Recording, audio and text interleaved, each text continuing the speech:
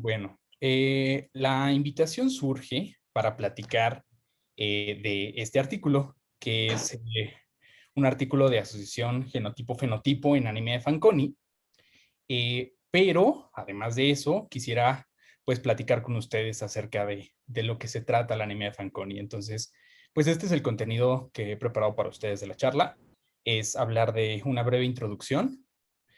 Vamos a desmenuzar el artículo y vamos a sacar conclusiones que inclusive pueden surgir de una discusión junto con ustedes. Y finalmente voy a tocar el tema del registro de anemia de Fanconi de México. Bueno, los síndromes de falla medular pues se han ido estableciendo la definición a lo largo del tiempo, ¿no? En las primeras descripciones por ahí de 1880, después con el término de anemia aplástica, y ya pues entrado el siglo XX se describieron las características clínicas e histopatológicas de los síndromes de falla medular hereditarios, ¿no? Que pues incluyen cursar con pancitopenia por una hematopoiesis ineficaz. La incidencia de estos es de 2 por millón, estos en Europa y en Estados Unidos, aunque hay algunas poblaciones como las asiáticas que es un poco mayor. Ahora, de estos síndromes de falla medular, podemos clasificarlos como falla medular hereditaria, en el 15%, son el 15% de los casos. Unas que son secundarias, por un bien establecido, bien detectado, 15% más, y el 70% se asocian con una causa no identificada al momento. Muchos de ellos se cree que tienen una base autoinmune y un complejo como multifactorial, varios actores involucrados en la falla medular. De los de medular hereditarios, pues se deben a variantes patogénicas en genes asociados a hematopoiesis, y de estos, la literatura incluso así lo van a leer, es el más común de los síndromes de falla medular hereditarios, pero en realidad creo que no es así.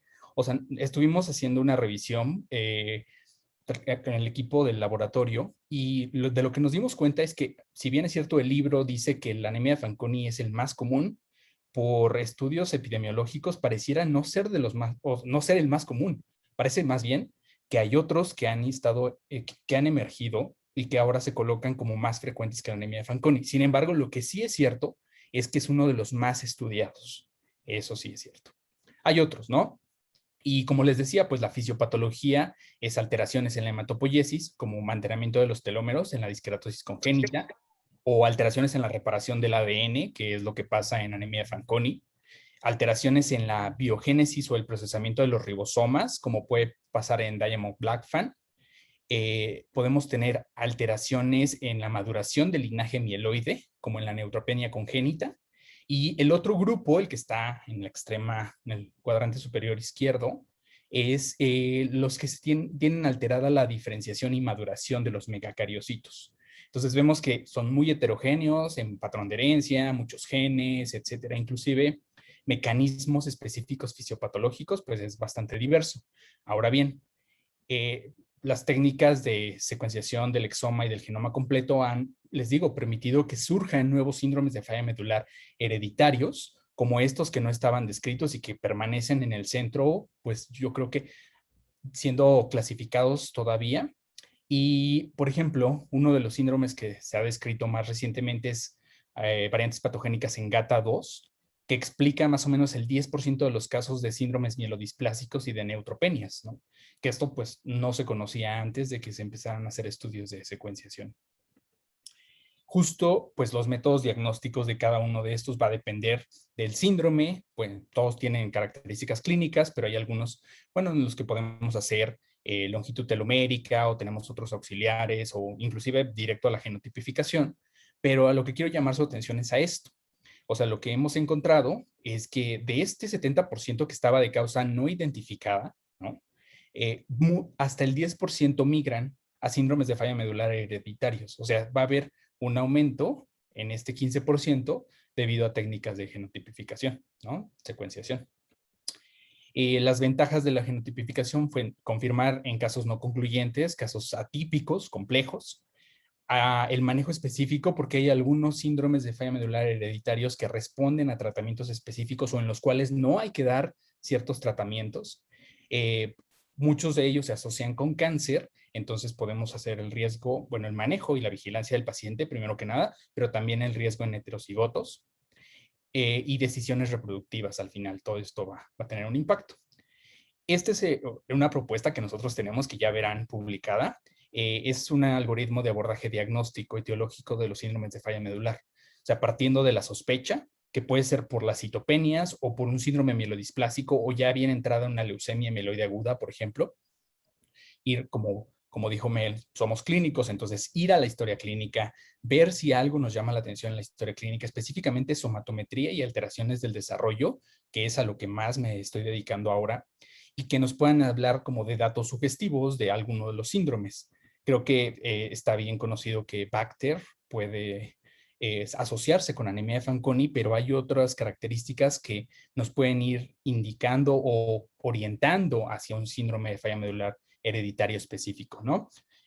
Aquí llama su atención porque no lo voy a volver a tocar, entonces creo que es algo importante. Está que es trombocitopenia con ausencia de radio, que tiene un tipo de herencia poco convencional, no frecuente. Es compleja y requeriría una charla específica para hablar de ella, pero la diferencia clínica entre anemia de Fanconi con alteración del eje radial y la trombocitopenia con ausencia de radio es que los pacientes con anemia de Fanconi que tienen alterado el radio, es decir, que tienen o hipoplasia o ausencia radial, o sea, hablo del hueso, tienen también alterado el pulgar. No hay ningún paciente reportado hasta el momento, al menos, que tenga alteración del radio, del hueso radio, y que tenga un pulgar intacto. Sí, el pulgar pues va a estar tal vez mal colocado o como con algún tipo de modificación, pero están intactos en los pacientes con trombocitopenia con ausencia de radio. O sea, el pulgar no se afecta. Eso es una diferencia clínica importante. Y bueno, de ahí partimos y bueno, elegimos el método diagnóstico y podemos hacer clasificaciones, ¿no? Entonces los invito a que revisen este artículo en cuanto salga publicado y pues cualquier comentario también es bienvenido. Pues son un reto diagnóstico, ¿no? Como decía hace un rato la doctora Esther, tienen una alta heterogeneidad fenotípica, genética, alélica, de locus, y requieren un abordaje y seguimiento multidisciplinario. Es decir, son importantes que se envíen a tercer nivel. Muy bien, ahora entrando en anemia de Fanconi, o sea, lo que compete a la introducción de anemia de Fanconi es que tiene una alta heterogeneidad fenotípica, pues un síndrome de inestabilidad cromosómica que puede tener alteraciones clasificadas en 3 grupos, o sea, al menos todas las que se han descrito ahora pueden quedar incluidas o en las hematológicas, que se presentan en más del 95% de los pacientes, en el cáncer, que es un 20% de los pacientes, y anomalías del desarrollo, que son 80% de los pacientes, más o menos.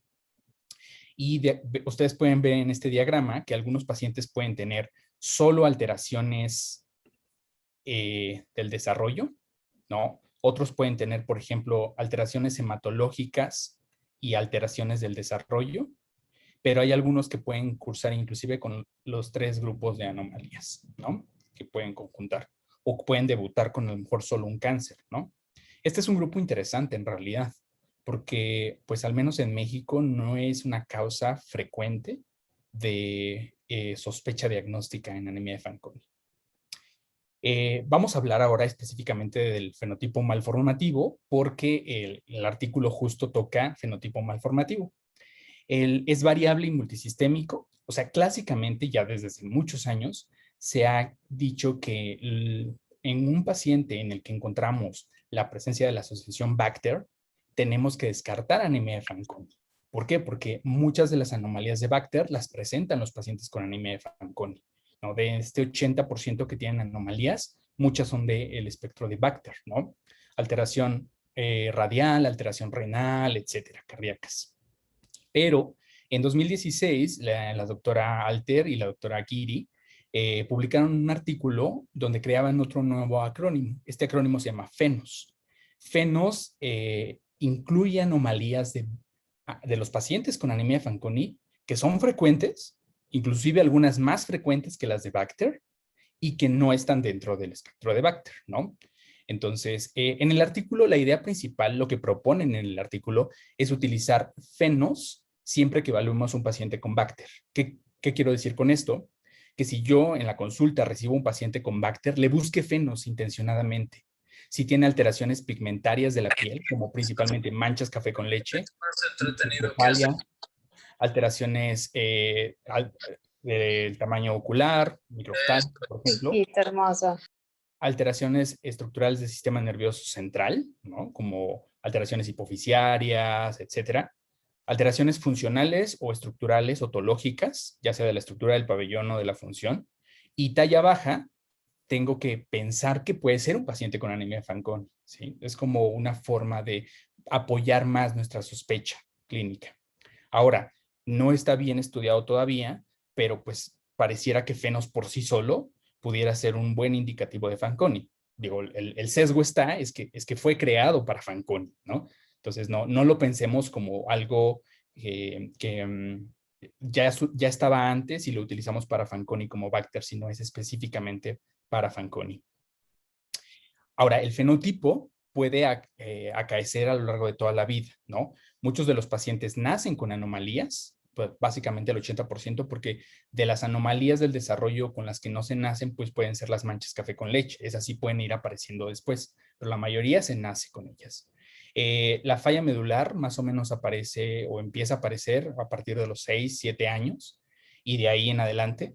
Y los cánceres, pues aparecen, tenemos dos picos, la leucemia alrededor de los 12 años y medio y los tumores sólidos después de los 35 años. Y de estos también es importante, bueno, no vamos a tocar mucho el tema, pero algunos de estos pacientes, es algo muy interesante de anemia de Fanconi. Algunos pacientes tienen mejoría en los conteos celulares periféricos, es decir, de repente empiezan a corregir un poco la anemia o la trombocitopenia, la leucopenia, y esto se cree que se crea una línea celular mosaico, o sea, una reversión de la variante patogénica, o sea, añade una variante patogénica que corrige al final el fenotipo celular de anemia de Fanconi y los pacientes, hasta un cuarto de ellos, pueden presentar mejorías en el conteo celular.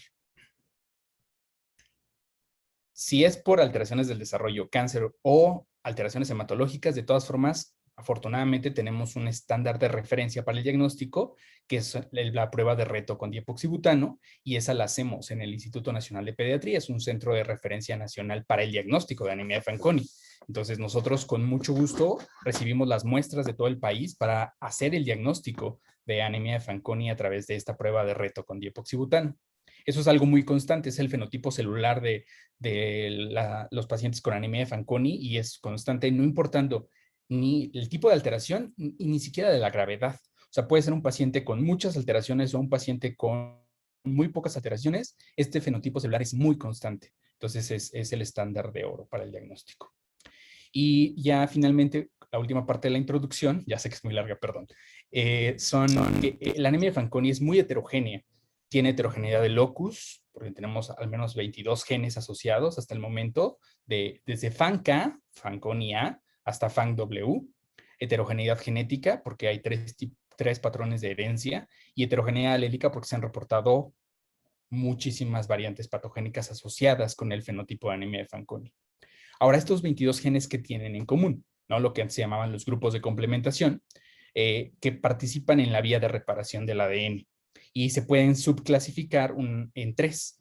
Entonces, ¿qué pasa? Cuando aparece una lesión como un enlace covalente cruzado que se tiene que reparar, entonces los genes de río arriba se activan, entonces estas proteínas río arriba son las primeras en activarse, FANK, FANB, FANT, etcétera, y su principal función es hacer esta modificación post-traduccional de las proteínas de FANCD2EI, entonces las ubiquitinizan y entonces lo que hacen es que activan finalmente las proteínas río abajo. Entonces tenemos tres grupos, río arriba, el complejo central y río abajo. Son como los subgrupos de toda la vía de estas proteínas. Y lo que van a hacer, pues, es reparar adecuadamente el ADN, porque están relacionadas con la vía de recombinación homóloga para las rupturas de doble hebra.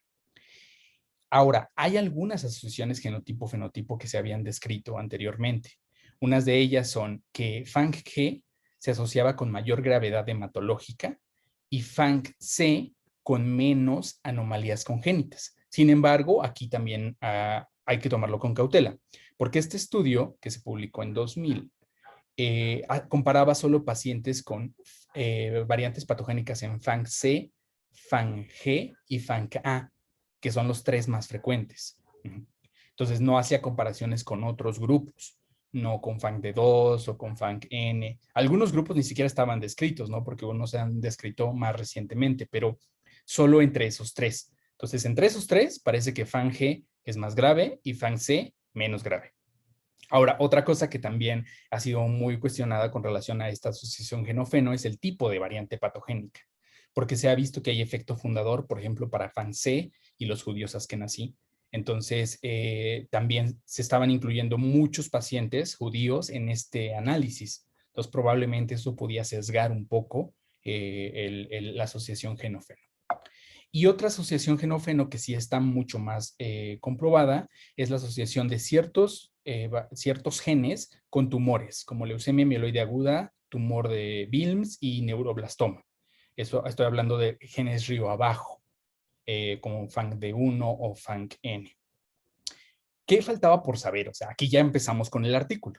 O sea, ¿cómo surgió la idea de este artículo? Lo primero es si había una asociación entre la presencia de al menos una anormalidad, es decir, si tienen o no tienen anormalidades los pacientes, dependiendo del gen, la vía, estos tres grupos que les decía, si son río arriba, el complejo central o río abajo, y el tipo de variante patogénica, considerando solo dos tipos, nula e hipomórfica, ¿no? Esa es la primera pregunta. Y era, por ejemplo, vamos a encontrar a lo mejor al menos una normalidad con FANG-C, ¿no? O anormalidad con los genes río abajo. Y la otra pregunta era si existía la asociación entre la presencia de alguna normalidad específica, es decir, radial, oftalmológica, talla baja, o el grupo de ellas, como Bacter y Fenos, asociados con las mismas preguntas, el gen, la vía y el tipo de variante patogénica, ¿no?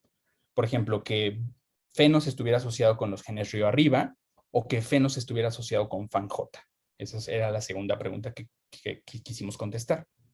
Para eso, entonces, pues agradezco a las doctoras, a la doctora Ana Best, a la doctora Lisa McReynolds, a la doctora Nilam Giri y a la doctora Blanche Alter, que son coautoras del artículo. Entonces, lo que decidimos hacer fue hacer una revisión de todos los casos publicados de anemia de Fanconi desde 1982 hasta 2017. Empezamos en 1982 porque fue cuando se asoció el primer paciente con un gen específico o con un grupo de complementación, porque antes de eso sí se había descrito el fenotipo de anemia de Fanconi, pero no había, o sea, no se había caracterizado el gen afectado en ese paciente, entonces no se podían hacer asociaciones genofeno. Entonces, una vez que se tenía el gen identificado, eliminamos aquellos que no mencionaban el fenotipo, que nada más, por ejemplo, se publicaron las características hematológicas de 17 pacientes con anemia de Fanconi, FANCA, pero no nos decían si tenían o no tenían anormalidades, entonces eliminamos esto. Nos quedamos con los que tenían el fenotipo descrito y los clasificamos con y sin anormalidades, y entonces buscamos estas asociaciones genotipo-fenotipo de las que les voy a hablar. Estas son las dos variables, bueno, los grupos de variables que analizamos. Primero, la variable de exposición, pues era el genotipo. Primero el gen, como FANG-A, FANG-B, FANG-C, etcétera. O la vía, río arriba, ID o río abajo. Y el tipo de variante nula o hipomórfica. Y lo cruzamos con las variables de desenlace, que fueron el fenotipo. O sea, lo que nos importaba saber si este fenotipo dependía de alguna de las otras, ¿no? Entonces era al menos una anormalidad, si tiene o no tiene anormalidad. La segunda era cada tipo de anormalidad que empezamos a estudiar, manchas café con leche asociada con tal gen.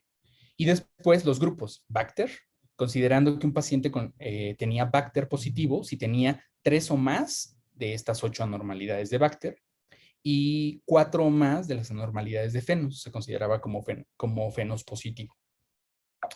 Ahora bien, con base en esto, bueno, hicimos pruebas estadísticas y ajustamos por comparaciones múltiples.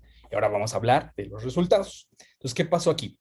Lo primero es que nos encontramos que el 50% de los reportes no mencionaba el fenotipo. Eso es algo que nos llamó muchísimo la atención, porque entonces teníamos un grupo de pacientes que no pudimos incluir en nuestro análisis. Muchos de los autores a lo mejor reportan ciertas características, pero no mencionan un fenotipo completo. Puede salir del objetivo del artículo si se publicó, por ejemplo, en una revista hematológica, pues a lo mejor sale, pero pues creo que sí es una limitante importante. Analizamos 187 artículos de 26 países y en estos encontramos 1,101 pacientes en los cuales se reportaba el gen, ¿no? Pero te les digo que tuvimos que eliminar básicamente la mitad porque no reportaban alteraciones fenotípicas, no las mencionaban ni siquiera, mejor dicho. De ahí, pues entonces nos quedamos con aquellos en los cuales sí se mencionaban la presencia o la ausencia de anomalías congénitas y eran 561. De estos, como les había dicho, pues los clasificamos en aquellos con o sin. Y el 79% tenían al menos una anormalidad descrita, una, ¿no? Muy bien, no había diferencias entre hombres y mujeres.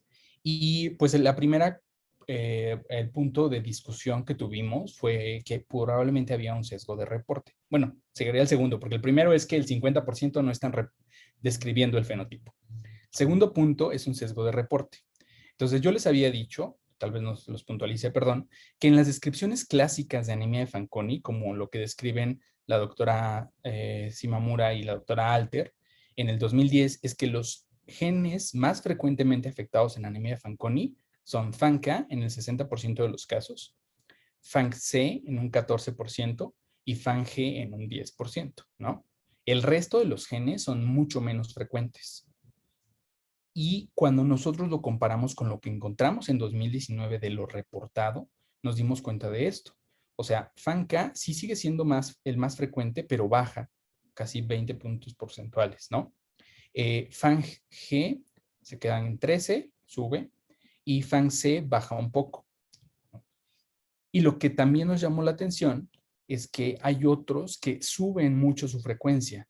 Es decir, FANG-D1 y FANG-D2 son genes que por la doctora Altes y la doctora Simamura son poco frecuentemente reportados, 3%, y de aquí, pues al menos se duplica, casi se triplica o se cuadruplica el porcentaje. Nosotros no creemos que de 2010 a 2019 haya habido más pacientes en el mundo con FANG-D2 y FANG-D1, sino más bien que se están reportando. Al ser genotipos poco frecuentes, pues probablemente los autores tengan más interés en reportarlos. Ahora también la asociación con cáncer que se describe en FANG-D1, etcétera, pues sí pudiera influir en este sesgo de reporte. Pero entonces tenemos unos genes que suben y otros genes que bajan, como FANK y FANC. Esta es la imagen, quizá la más taquillera del artículo, porque creo que resume muy bien los hallazgos a nivel de fenotipo de los pacientes. Entonces vamos a ir desmembrando la gráfica. Lo que vemos primero es que Bacter y Fenos sí son reportados en anemia de Fanconi, es decir, lo que ya habían descrito anteriormente de que Bacter se asocia con AF y Fenos con AF, sí es cierto. Nosotros lo encontramos a través de este análisis. Luego, podemos decir también, es algo que para lo que quería llamar su atención, es que hay un 20% de pacientes que no se reporta ninguna alteración hematológica del desarrollo, ninguna alteración de alguna de estas, ¿no? Ni siquiera talla baja. Entonces, es un buen grupo de pacientes que pudieran pasar desapercibidos.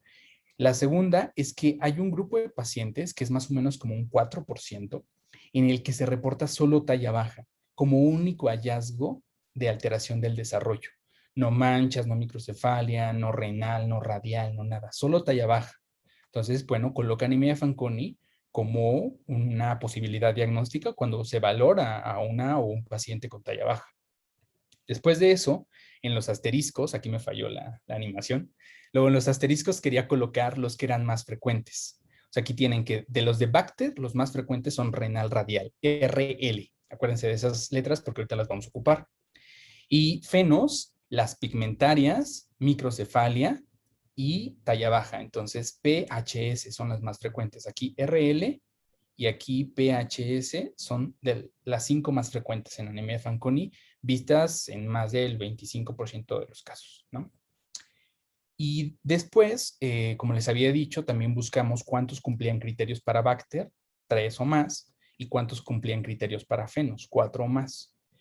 De aquí a lo que quería llegar es que no todos los pacientes van a ser Bacter, ni todos los pacientes van a ser fenos. De hecho, la mayoría no lo son. Entonces, otra moraleja es que si están valorando un paciente que, aunque no cumpla criterios para Bacter, puede ser Fanconi. Y aunque no le encuentren características de fenos, también puede ser Fanconi. Entonces, hay que tener los ojos bien abiertos en todos estos pacientes. Vamos a ir parte por parte de la gráfica. La primera es Bacter, ¿no? Esta de vertebral, anal, cardíaco, traqueoesofágico, renal, radial e hidrocefalia. De estas, como ya les había mencionado, pues el 12% del grupo que analizamos cumplían criterios para Bacter, es decir, tenían 3 o más, pero la mayoría no lo tiene, ¿no? Y de estas los más frecuentes son renal y radial. Y esto ya lo había descrito también la doctora Alter, que lo más frecuente en Fanconi, de las características de Bacter son renal radial. Entonces, aquí hay otra moraleja. Si tienen un paciente que solo tiene renal radial, aunque no cumpla criterios para Bacter, puede ser Fanconi. Digo, cualquiera de las otras combinaciones se pudiera presentar. Y este artículo lo describe muy bien, que se publicó en 2013. Vienen todas las combinaciones posibles de dúos, de tríos, etcétera, de las anormalidades. Pero si es renal radial, es mucho más probable que sea anemia de Fanconi, aunque no tenga o no le hayan encontrado alguna otra anormalidad. Y entonces nosotros hicimos un análisis todavía más profundo basados en este concepto de renal radial. Lo que vimos es que, como les había dicho, las más frecuentes son cardíaca, renal. Esta no la habíamos visto, pero la tercera más frecuente de Bacter es cardíaca. Entonces, RLC es una combinación interesante y lo que hicimos fue analizar estas combinaciones. Vimos la combinación de LIM o de radial, que es la L de LIM en inglés, y la R de renal. LC, que es LIM y cardíaco, CR, que es cardíaco y renal, y aquellos pacientes que tenían las tres, ¿no? Los que tenían este trío junto. No nos importaron ahorita si tenían otras de Bacter o no. No, nada más analizamos estas combinaciones. Y entonces lo que vimos es que vamos a ir con la primera. La primera lo que nos dice es que de los 561 pacientes, o sea, en el azul sólido, está todo el grupo de pacientes. Entonces, 110 de los 561 tenían renal y radial. Es un buen porcentaje, ¿no? Es básicamente una quinta parte de los pacientes que tienen esta combinación renal. Papi, ya vete desistiendo, papi, ya va a salir Luego hablando. tenemos que de los pacientes en este azul Gabriel, a rayas están los pacientes que cumplían criterios para Bacter, es decir, que tenían 3 o más de Bacter. Ya tenemos un subgrupo. Estos que tienen 3 o más de Bacter, casi todos, vean, 63 de 69, me fallan las cuentas, pero debe ser más del 90%. Más del 90% de los que tenían Bacter era porque tenían renal y radial junto más otra. O sea, la tercera puede ser la que quiera, ¿no? Cardíaca, traqueosofágica, anal, e hidrocefalia, etcétera, no importa. Pero si cumplen criterios para Bacter y tienen renal radial, se sube el porcentaje, ¿no? Y luego tenemos aquellos que tenían menos de 3 anormalidades de Bacter, ¿no? Y también vemos que, bueno, pues el 60% tienen renal radial. Entonces vamos viendo que es constante en los pacientes con Bacter, anemia de Fanconi. Y cuando hicimos la comparación de este azul sólido con este azul sólido, con este otro azul sólido, inclusive con el tercero, vimos que había diferencia estadísticamente significativa. Es decir, se vuelve muchísimo más como orientador hacia anemia de Fanconi renal radial que, por ejemplo, cardíaco renal. No lo descarta, ojo, quiero recalcar esto, o sea, si un paciente tiene cardíaco y renal, puede ser anemia de Fanconi, claro, ¿no? Pero renal radial se coloca también en este análisis como datos muy orientadores de anemia de Fanconi. Ahora, con fenos, de estas, pues vimos que el 9% tenían 4 o más de fenos, es un porcentaje importante, casi 1 de cada 10 pacientes, y las más frecuentes, como habíamos visto, era pigmentario, microcefalia y talla baja. Y de esto, los que nos llamó mucho la atención es que se publicó este artículo, si no me equivoco, perdón por no poner la fecha, pero creo que es de 2015 o 2016 o algo así, pero había publicado que los pacientes con anemia de Fanconi, cuando se les buscaba intencionadamente alteraciones de cerebro, estructurales del sistema nervioso, se encontraban hasta en más del 90% de los pacientes. No necesariamente están asociadas, por ejemplo, con alguna alteración endocrinológica, si encontramos una hipófisis pequeña, pero sí se encuentran, ¿no? No se clasifican como variantes anatómicas, sí son alteraciones, pero no necesariamente asociadas con un fenotipo específico. Y la última parte de la gráfica son las otras, las que no son ni fenos ni bacter. Y de aquí lo que más nos llamó la atención era que hasta el 16% de los pacientes varones tenían alteraciones genitales. La principal era criptorquidia, pero podían tener hipospadias u otras. Ahora, la asociación genófeno también la buscamos con el tipo de variante patogénica, ¿no?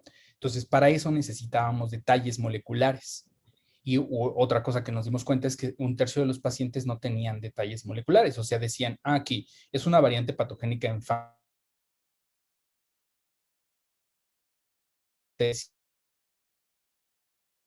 buscar nula, hipomórfica o clasificarla de alguna otra manera. Entonces, de los 561, 181 no tenían detalles moleculares y de estos 380 pudimos buscar la variante patogénica, clasificarla, mejor dicho, en un nula o hipomórfica, y de estos vimos que el 60% eran variantes nulas, ya sea bialélicas o hemicigotas, porque FANG-B es ligado al X, y del otro lado el 40% son hipomórficas, ¿no? Entonces la mayoría, al menos de las reportadas, nos predicen que no va a haber producción de proteína. Esto varía de acuerdo al gen. O sea, esta gráfica, lo que estamos graficando aquí es nulo versus hipomórfico, nulo en azul y hipomórfico en blanco. Entonces vemos que hay algunos genes que son más nulos, otros que son más hipomórficos, etc. Y los asteriscos significa cuando hay diferencia estadísticamente significativa, o sea que la proporción entre nulo y hipomórfico dentro del gen es significativa. Digo, aquí en FANJ es evidente porque todos son nulos, ¿no? Ahora bien, ¿cómo hicimos la estrategia? Ya encontramos cuáles son las más reportadas, ¿no? Ya vimos que el 60% tienen variante patogénica nula, pero lo que buscamos ahora eran estas asociaciones genotipo-fenotipo. Entonces, aquí está la vía que les había yo descrito hace un ratito. Entonces, vimos, ok, vamos a buscar la variable de desenlace, es anomalía renal. Lo que nos preguntamos es que si FANG comparado con el resto de los 21 genes, se asociaba con anomalías renales. Es decir, comparamos FANG versus no FANG, todos los demás juntos, como un grupo. Después hicimos el ejercicio para FANG versus el resto, y para cada uno de los genes. Perdón, salvedad. Los genes que tenían menos de 10 pacientes reportados los agrupamos como otros, o sea, no hicimos un análisis individual, justo para evitar que tuviéramos 22 comparaciones múltiples, y además, pues porque estos genes a lo mejor tenían 1 o 2 pacientes reportados. Esto es importante porque al final se los voy a volver a recordar. Ahora, también nos preguntamos si todo, por ejemplo, la vía río abajo se asociaba con anomalías renales, o el complejo central o la vía río arriba, y también si una variante nula se asociaba con renal o una variante hipomórfica se asociaba con talla baja, etcétera. La primera conclusión de esto es que vimos que si comparamos aquellos pacientes que tienen genotipo nulo versus hipomórfico, los que reportan al menos una normalidad dentro de los nulos es el 91%, contra 74% de los hipomórficos. Y cuando vemos los que no tienen anormalidades, el porcentaje o el porcentaje mayor se invierte. Es decir, una variante patogénica nula, ya sea en estado bialélico nulo o hemicigoto, nos predice que los pacientes van a presentar anormalidades. O sea, más bien no nos predice, pero hay una asociación con la presencia de al menos una anormalidad y el genotipo nulo, bialélico o en estado hemicigoto, ¿no? Los que tenían, por ejemplo, una variante nula y una hipomórfica, los clasificamos como hipomórficos, porque al menos un alelo esperamos que produzca proteína. Y bueno, esta es la otra tabla, la tabla final del artículo. En la tabla final del artículo, lo que ustedes pueden encontrar es, acá están las anormalidades en la primera columna, fenos, bacter, otras y las combinaciones. Y acá tenemos las variables como los genes, la vía, los 3 grupos y el genotipo nulo o hipomórfico. Entonces, lo primero que les quiero comentar es que si pueden, vean los que están subrayados, FANK, FANC y FANG, no están asociados con ninguna normalidad. Tal vez no es la mejor forma, pero no hay ninguna cruz en esos genes. Y si se acuerdan, son los genes más frecuentes de anemia de Fanconi. Entonces, al menos a través de este análisis estadístico, no se pudieron asociar con una normalidad específica comparada con otros genes Fanconi. Toda la vía río arriba tampoco se asoció con nada. Y el genotipo nulo, hipomórfico, tampoco se asoció con ninguna variante o ninguna anormalidad en específico. Muy bien. Ahora, desmembrando esto. La primera línea dice al menos una anormalidad, es decir, el paciente sí tiene o no tiene, este 80 versus 20 que encontramos en un inicio. Y vemos que el gen FANG-D2 es el único que se asocia con que tengan al menos una anormalidad cuando se estudian de forma separada. Es decir, cuando separamos los genes en grupos, FANG-D se asocia estadísticamente con la presencia de al menos una anormalidad. Es el único de los genes. Y FANG-D2 es parte del complejo central, entonces por eso pensamos que existe esta asociación de FANG de D2 y que son los 2 genes del complejo central, y el nulo que ya les había presentado, ese sí. O sea, si un paciente tiene variante bialélica nula o hemicigota nula, se asocia con la presencia de alguna anormalidad. Esto es lo mismo, nada más de la vía que les había platicado, que el complejo central sí se asocia con esto. Ahora, ¿qué otra cosa podemos rescatar de acá? Entonces vamos a hacer esta secuencia. Vean, el primer cuadro que está encerrado, ¿qué gen es? Es FANG-B, ¿no? Y FANG-B se asocia con 12 anormalidades diferentes. Pareciera ser el más dismorfológico de los genes de anemia de Fanconi, ¿no? A través de este análisis. Después tenemos FANG-D2, que tiene 9 anormalidades asociadas. Después tenemos empatados FANG-D1 y FANG-I, que tienen 3 anormalidades asociadas. Después FANG-J, solo 2, y FANG-N, que tiene 1. ¿Okay? Entonces pareciera que hay genes que tienen más anormalidades asociadas que otros. Ahora bien, si las hacemos por grupo, en azul, que les había presentado, está Bacter, y entonces FANG-B, además de que es el que se asocia con mayor número de anormalidades, se asocia con FANG-B. FANG-B como grupo, es decir, si un paciente llega a la consulta con Bacter y trombocitopenia, además de que es probable que sea anemia de Fanconi, es probable que sea FANG-B. La otra asociación es fenos. Muchas de las anormalidades de fenos se asocian con FANG-D2. O sea, tenemos Bacter, FANG-B, fenos, FANG-D2. Y estas son gráficas, no nos vamos a detener tanto en los detalles, pero con mucho gusto, si alguien tiene alguna duda y me escribe, lo que sea, podemos discutir más a detalle estas gráficas. Pero aquí lo que hicimos fue combinaciones, o sea, en colores están las combinaciones. En azul está Bacter, solo Bacter, o sea, el paciente que solo tenía Bacter, no tenía fenos. En anaranjado están los pacientes que solo tenían fenos. En gris están los que estaban combinados, tanto Bacter como fenos al mismo tiempo, o sea que era coincidental, las dos. No sé si coincidental sea la palabra, pero bueno, que coincidían en ese punto. Y blanco son aquellos que no tienen ni Bacter ni fenos.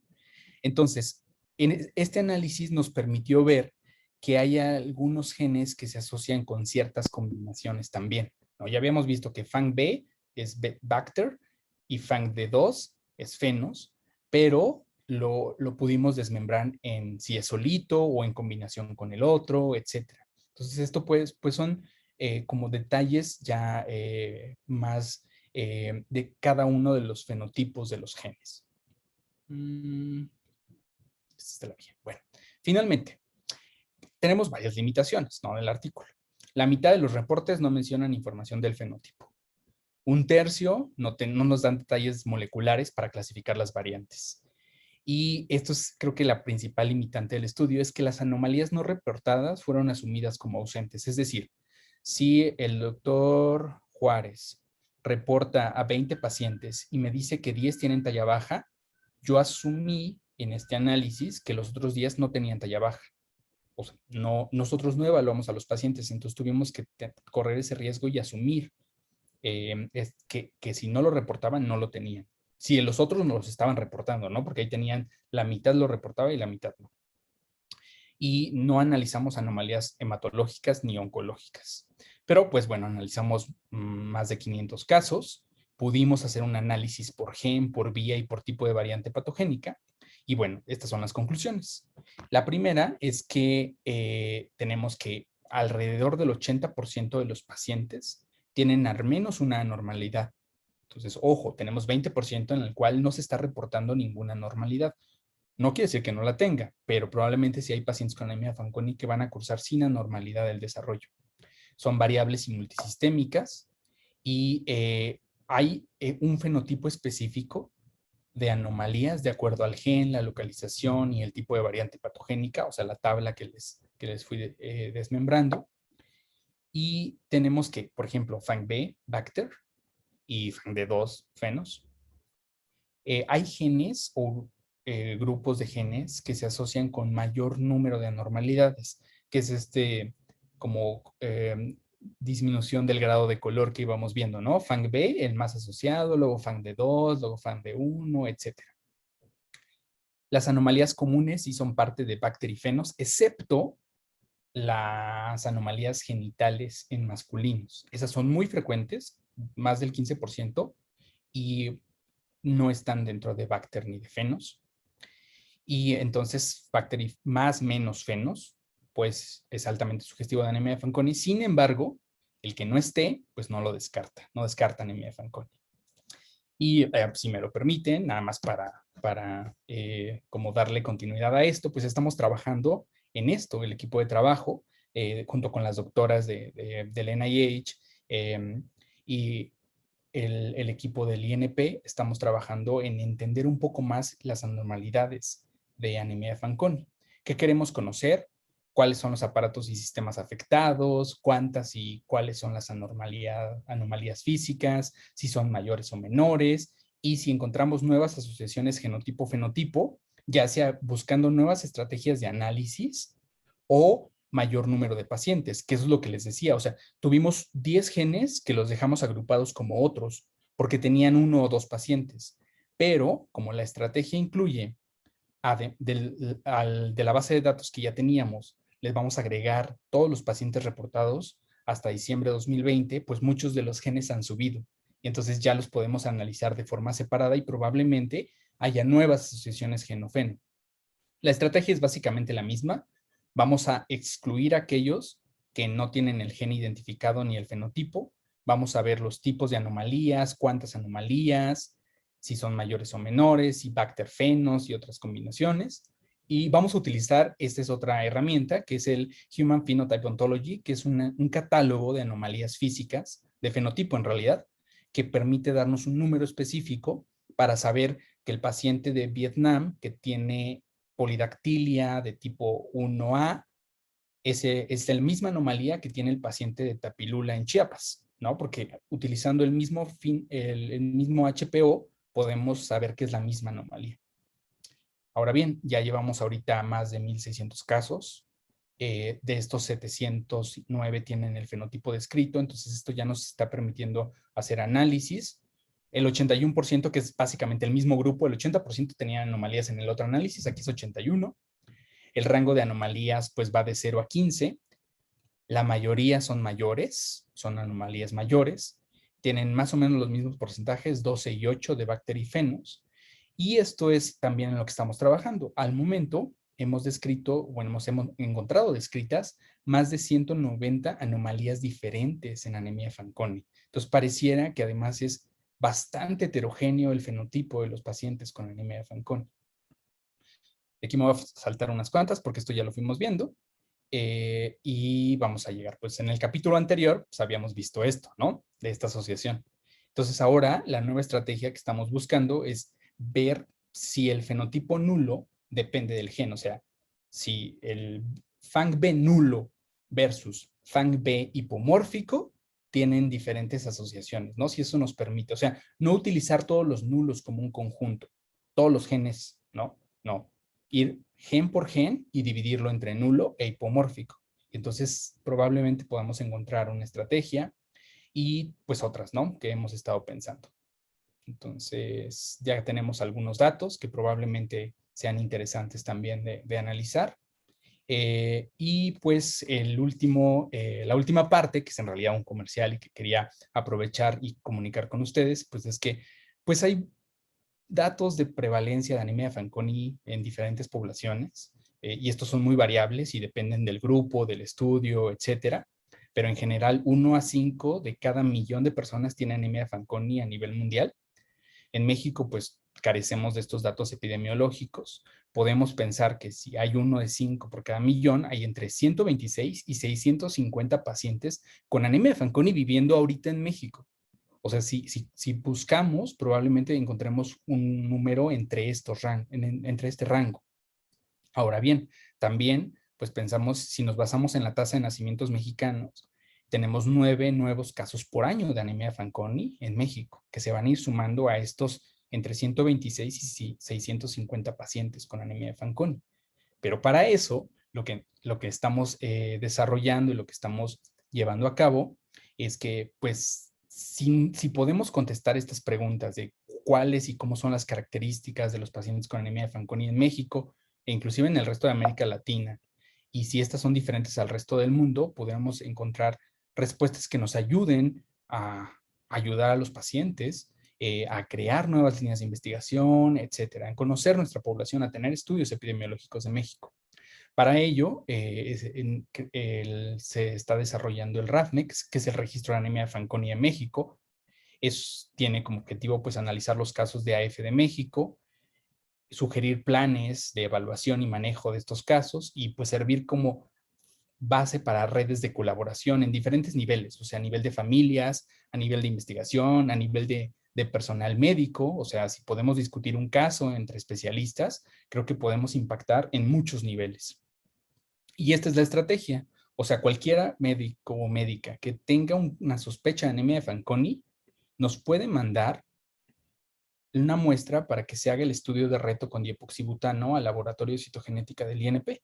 Entonces, de aquí tenemos pues el escenario de que si se confirma positivo, este paciente será invitado al RAFMEX, a formar parte de la familia RAFMEX, que son este grupo de familias que tienen diagnóstico de anemia de Fanconi y que nos van a permitir ir nutriendo el registro. Esto incluye una entrevista inicial, la discusión del caso, etcétera.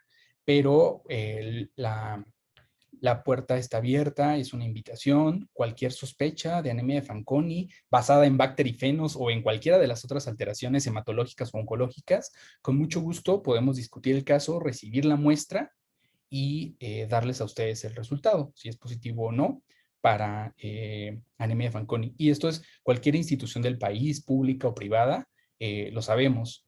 Tenemos una estrategia que es del Colegio Telemédicos. Esto ya no lo voy a tocar ahorita, pero quisiera agradecer, bueno, a las personas más cercanamente involucradas con el trabajo, a la doctora Sara Frías, que es mi tutora, a la doctora Blanche Alter y Nilam Giri, que fueron mis tutoras en Estados Unidos, a la doctora Benilde García de Teresa y al doctor Alfredo Rodríguez, y a un grupo de estudiantes, doctores todos, Jen, Pau, Hilda y David, que han estado colaborando muy de cerca con todos nosotros, evidentemente también al resto del equipo de trabajo del Laboratorio de Citogenética, y pues muchas gracias por su atención y con gusto puedo atender a todas sus dudas.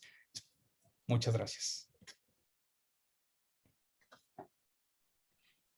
Moy, ¿qué clase de Fanconi nos acabas de dar ahorita? De verdad que estoy fascinada y también hasta preocupada de que cada vez, como dices, empezamos a estudiar un poquito más y nos damos cuenta que no sabemos nada.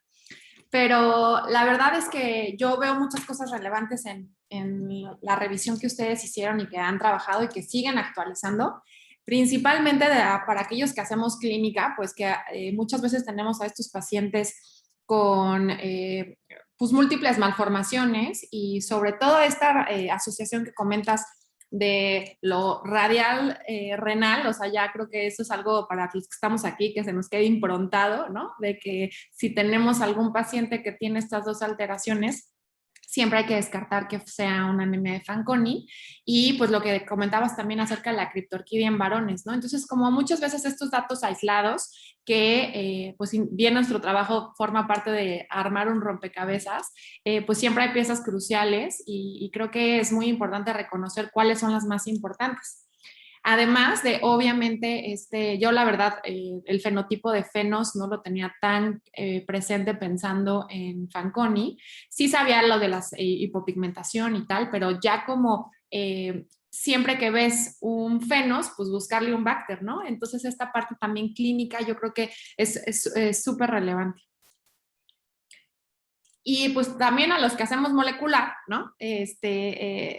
Todas estas variantes nulas, que pues me hace todo el sentido lo que platicas, ¿no? Que la asociación de tener dos variantes nulas bialélicas, en realidad pues sean los que más alteraciones del desarrollo o malformaciones tengan, justamente por pues obviamente tener ausencia de esta proteína, que pues si ya vimos toda pues ahora sí que la imagen, pues cómo forma parte de estos complejos, y si tenemos la ausencia de unos, pues probablemente la cascada que ahora van a dedicarse a buscar y a encontrar pies y cabeza, pues se afecte, ¿no? Y yo creo que pues esa parte sigue siendo muy interesante, sobre todo poder categorizar bien estas variantes, ¿no?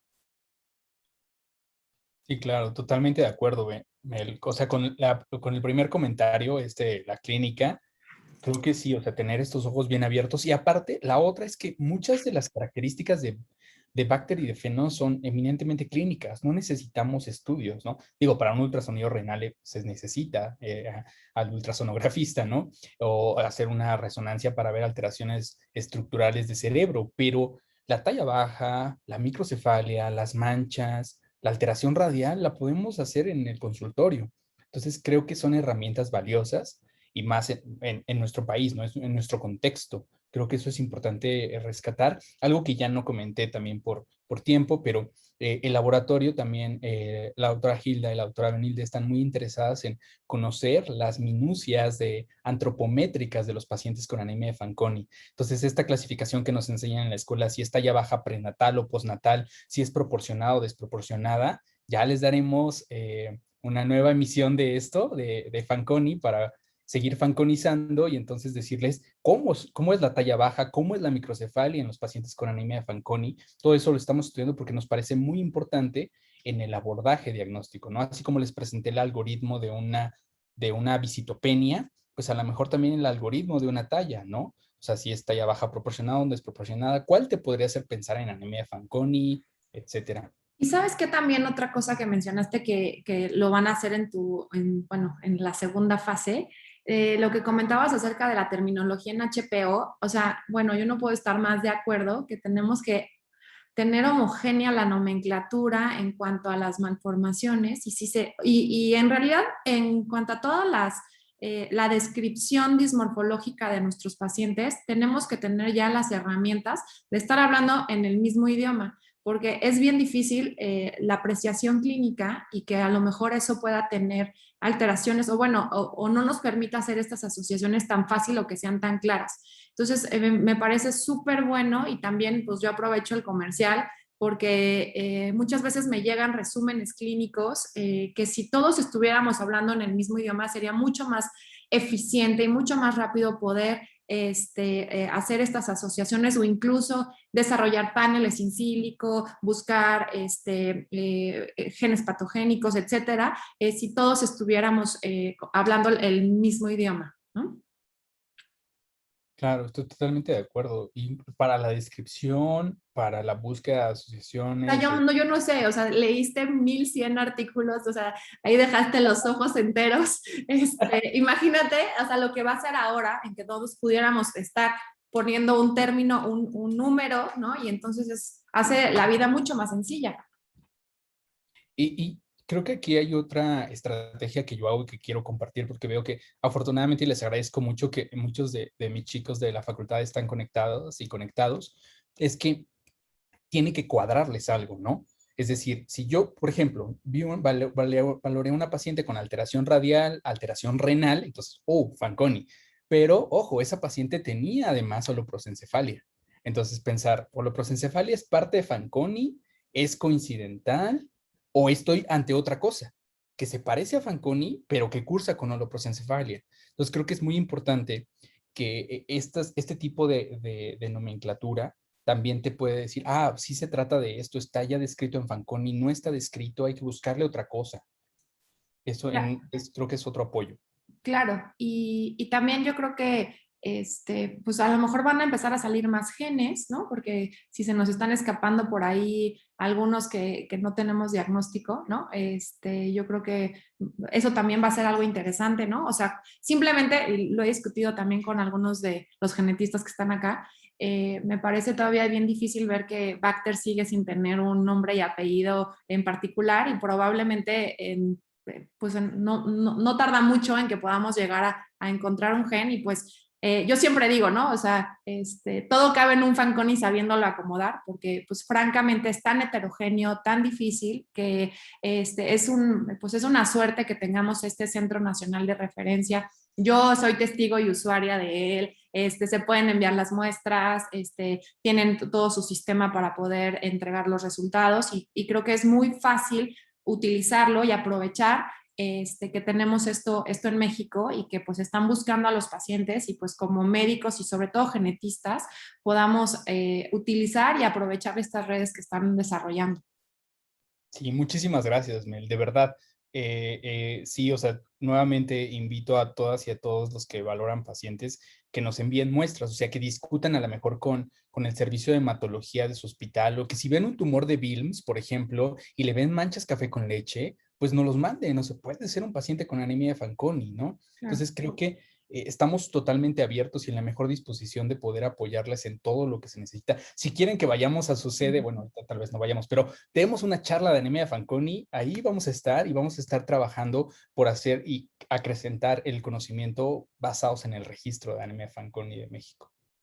Pues no sé si alguien más del foro tenga alguna pregunta. Hay que aprovechar que tenemos aquí al experto y además, pues la verdad, Moy es muy entusiasta y siempre ha trabajado mucho por estos pacientes y porque esto se siga difundiendo, que digo, claramente la cátedra que nos dio el día de hoy, la verdad a mí me deja muy satisfecha y además de muy satisfecha, pues porque nos queremos mucho, pero también me da mucho gusto ver todo lo que se ha trabajado, ¿no? Todo lo que el día de hoy sabemos, ¿no? O sea, me parece también súper interesante este tema con FACD2, ¿no? O sea, cómo es que de un año al otro, bueno, años a otro, ha cambiado tanto la frecuencia como también que sea el único que curiosamente estemos asociándolos a normalidades, ¿no? Y a sin anormalidades. Porque desde el punto de vista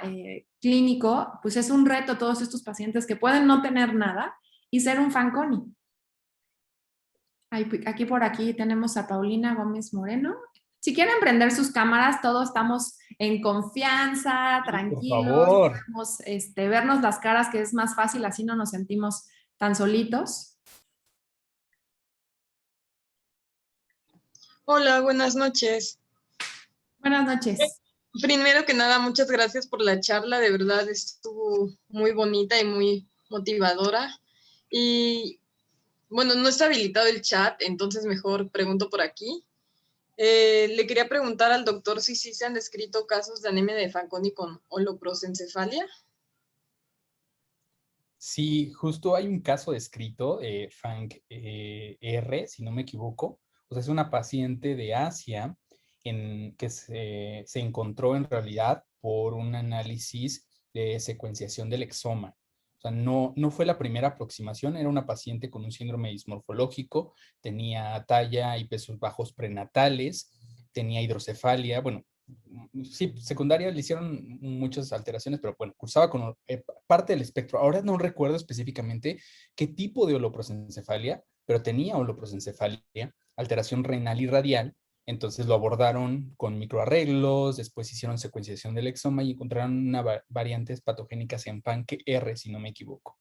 Después pues volcaron a este estudio de estándar de oro, que es la prueba de reto con diepoxibutano, y se encontraron las anormalidades, el fenotipo celular, o sea, estas rupturas, los trirradios, tetrarradios, y bueno, ya entonces forma parte de esto. Lo que no reportan, digo, no pregunté a los autores, pero no reportan ningún otro tipo de variante en el exoma, como por decir, ok, tiene Fanconi y aparte tiene un gen asociado con holoprosencefalia. O sea, más bien, como intentan explicar en el artículo, que la vía puede tener, se ha visto, es multimalformativo, entonces a lo mejor la holoprosencefalia sí es parte de anemia de Fanconi.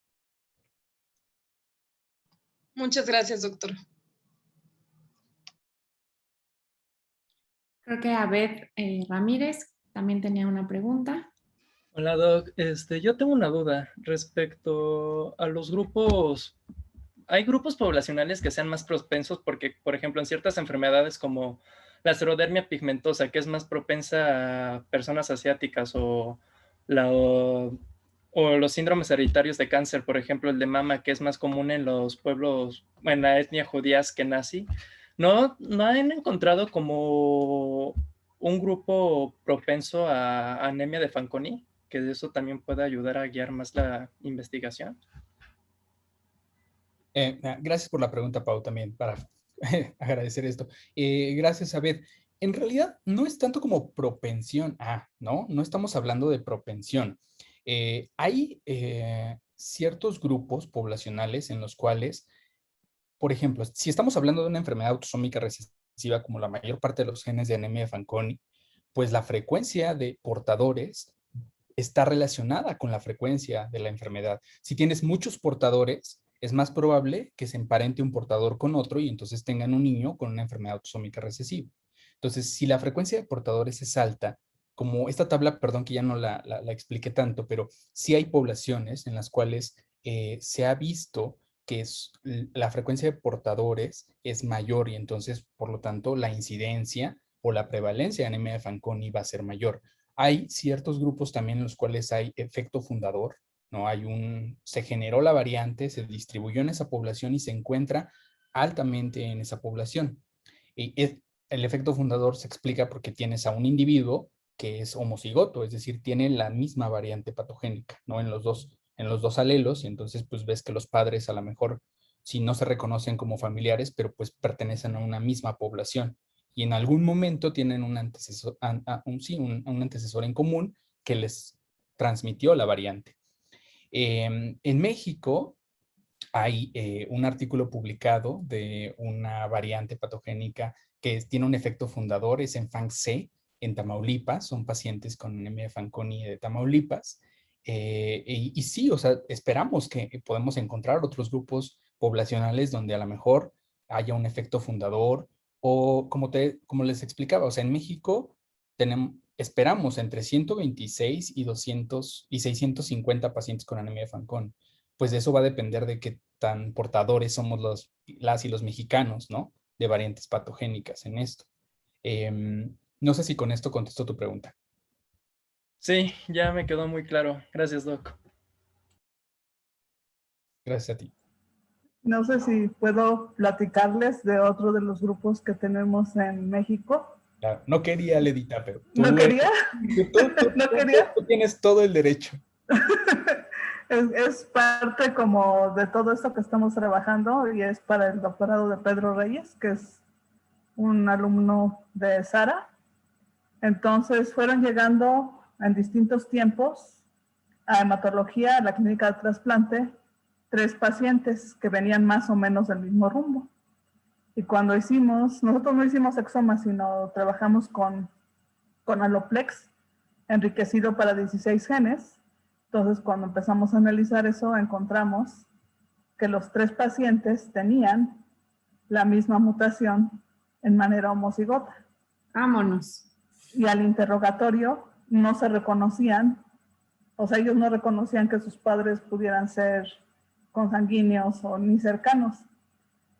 Y entonces hicimos microarreglos de los de Cytoscan 750, sí, modestamente, pero nos fuimos hacia la región de homocigosidad y encontramos en el cromosoma 5 y en el cromosoma 9, donde está FANG, que compartían regiones muy grandes, que además no eran comunes. Y entonces ahí, ahorita justo estamos viendo que es como este efecto fundador. Y a la interrogatorio, pues resulta de que dos de ellos comparten un apellido, no, o sea, no me acuerdo si en uno materno y otro paterno, porque además yo solo tengo los números, es lo que les digo, pues yo solo sé que es el 32, el 143 y el 155, pero eso es como algo que también es importante para ver, entonces es como para empezar a plantear si pudiéramos escribir un proyectito y alguien nos quisiera apoyar para ir a Oaxaca a muestrear cerca en la comunidad y ya, pues... Empezar a encontrar a los portadores. Sí, dirigido para encontrar heterocigotos, los portadores y ya ver cómo seguimos ese caminito. Pero sí, muchas gracias. No, gracias a ti, Edita. Pues sí, o sea, justo es esto, es aunado a la pregunta de Abed, o sea, a lo mejor hay otros grupos donde la frecuencia de portadores es alta, en otro tenemos un efecto fundador, etcétera, ¿no? Entonces creo que es algo que no vamos a saber si no se sospecha anemia de Fanconi, porque si no se sospecha nunca va a llegar al diagnóstico, entonces es importante tener como los ojos abiertos. Y quería comentar dos cosas antes de que se me olviden. Una es que ah, ya ha habido como 2 o 3 casos que nos hablan y nos dicen, oye, tengo este paciente que tiene una variante patogénica en FANC-B, ¿no? Y ya, pues después volcamos como lo que pasó en el caso de la prosencefalia, ¿no? Vas a hacer el estudio de reto con dipoxibutano. Pero estos paneles diseñados, por ejemplo, si se sospecha anemia de Fanconi, no incluyen los 22 genes, la mayoría de ellos, ¿no? Ledita me puede ayudar más en eso, pero la mayoría incluyen máximo 16 genes o 14. Entonces, sí, si bien es cierto, son los más frecuentes, pero no lo excluyen. Es decir, un panel dirigido para falla medular no excluye todos los genes asociados a anemia de Fanconi. Entonces, eso es importante tenerlo. Y la prueba de reto con dipoxibutano es muy específica de Fanconi y salvo en este 25% que van a ser mosaico, que revierten el fenotipo celular, el otro 75% vamos a tener el diagnóstico. Y si, por ejemplo, su paciente ya fue trasplantado, pero siguen sospechando anemia de Fanconi, podemos hacer inclusive el reto con dipoxibutano en fibroblastos, ¿no? Entonces, hay otras opciones. Creo que eso es importante tenerlo en cuenta. Sí, yo pues digo, platicarles un casito que les mandé, que justo nosotros hicimos el estudio molecular y yo sabía que no estaban cubiertos todos y pues había que descartar con el reto.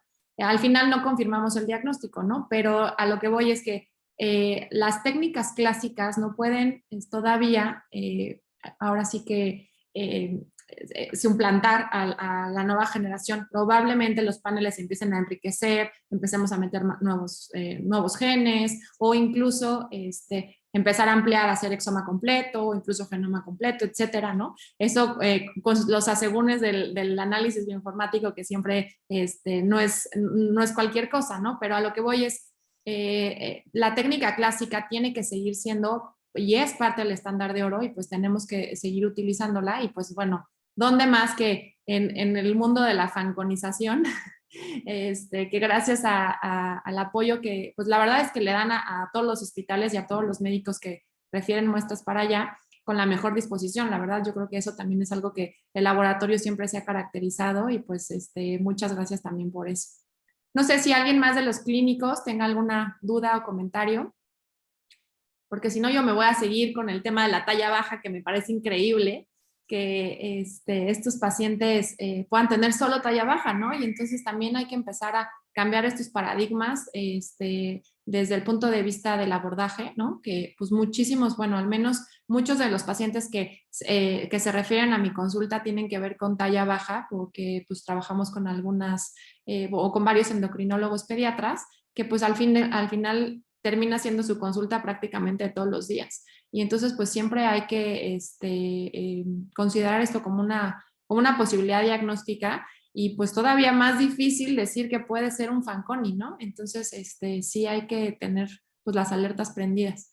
No sé si Leti, Esther, por aquí veía también a Adri, a Cuautli, tengan algún comentario de la parte clínica.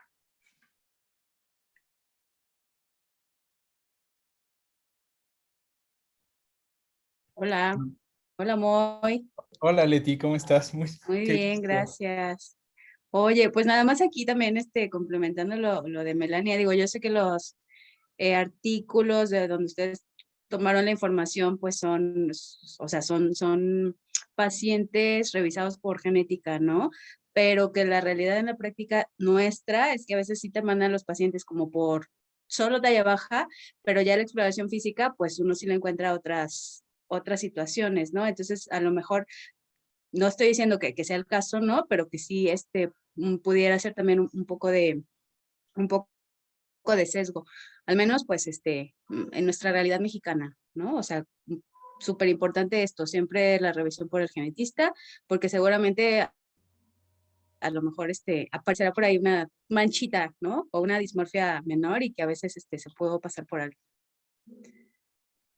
Sí, muchas gracias. Gracias por el comentario porque me da pie a otra.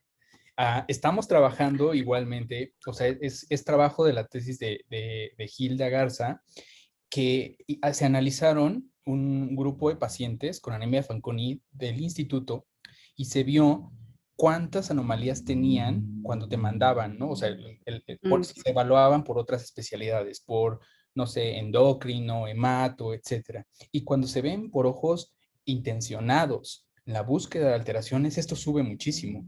O sea, es una gráfica que no tengo, pero que creo ven para la plática con los pacientes que tuvimos el sábado pasado y que está increíble. O sea, se ve cómo están cuando los revisan otra especialidad, cuando los revisa un genetista, ¿no? Y inclusive lo comparamos con estas gráficas que les puse, estos porcentajes. O sea, lo que reporta la literatura es menos. Cuando lo buscas intencionadamente es mucho más. Entonces, creo que es un punto bastante importante de considerar siempre.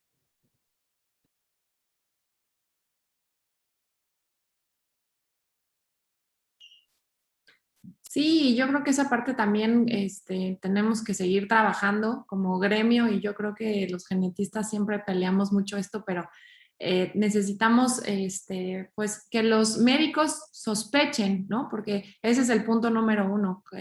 Ahora sí que los ojos no ven lo que el cerebro no sabe y si los médicos están habituados a complementar sus abordajes con el genetista, ¿no? O sea, eso yo creo que va a poder abrir muchos más diagnósticos, como dice Leti, encontrar dismorfias, poder buscar otras cosas, ¿no? Y yo creo que todos tenemos experiencia en ese aspecto de que te lo mandan por una y cuando les ves dices, ¿cómo? Pero era tal, ¿no?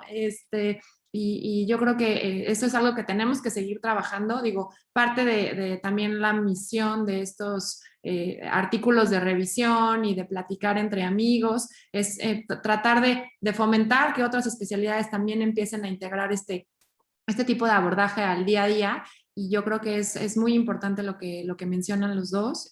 Ojalá podamos seguir armando foros para que los pediatras, sobre todo, que yo creo que al final pues nuestra consulta 80% será pediátrica, a lo mejor algunos ven más cosas prenatales, etcétera, pero sí creo que tenemos que seguir fortaleciéndonos como especialidad y como subespecialistas también para que nos sigan tomando en cuenta y que sus pacientes no se vayan sin diagnóstico, pues no crece porque estos zapatos son chiquitos y pues hay que hacer un abordaje como se debe. Claro.